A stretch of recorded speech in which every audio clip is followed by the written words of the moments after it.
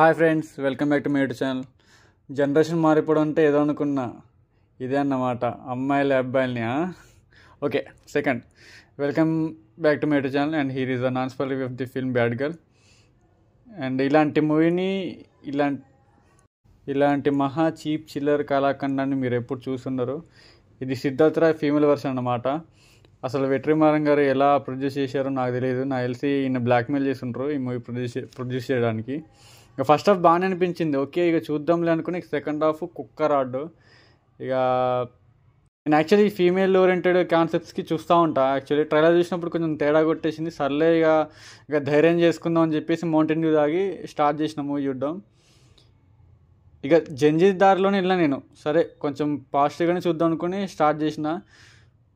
కానీ మూవీ అంత పెద్ద ఏం నచ్చలేదు, మెంటల్ వేసింది. వాళ్ళ స్టోరీ విషయానికి ఇక ఇన్డెప్త్ రివ్యూకి వస్తే, ఇక ఒక బయోపిక్, జెన్జీ ఫెమినిస్ట్ గర్ల్ యొక్క బయోపిక్ ఇది. తన లైఫ్లో ఎంతమంది అబ్బాయిలతో తిరిగింది, పేరెంట్స్ లెక్క చేయకుండా, రెస్పెక్ట్ ఇవ్వకుండా, ఫ్రీడమ్ అనే పేరుతో ఆడియన్స్ని ఎలా చిరాకు తెప్పించింది అనేది మీ మూవీ యొక్క స్టోరీ.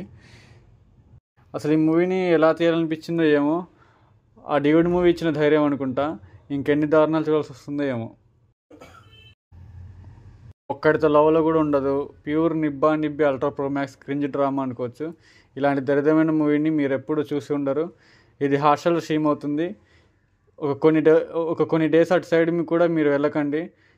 ఇదే నేను మీకు చెప్పే సజెషను. ఇంకా మూవీలో ఓన్లీ పాజిటివ్ అంటే ఆ రన్ టైం ఒకటి. ఆ రన్ టైం కొంచెం తక్కువ పెట్టడం బెటర్ అయింది. ఇక హీరోయినైజ్ చాలా బాగుంటాయి. లాస్ట్కి నాయిస్ పోయినాయి అనుకోండి మూవీ చూసి, అది వేరే విషయం. Okay, that's all about this review, and please subscribe to Apple Pando. Signing off. Bye bye.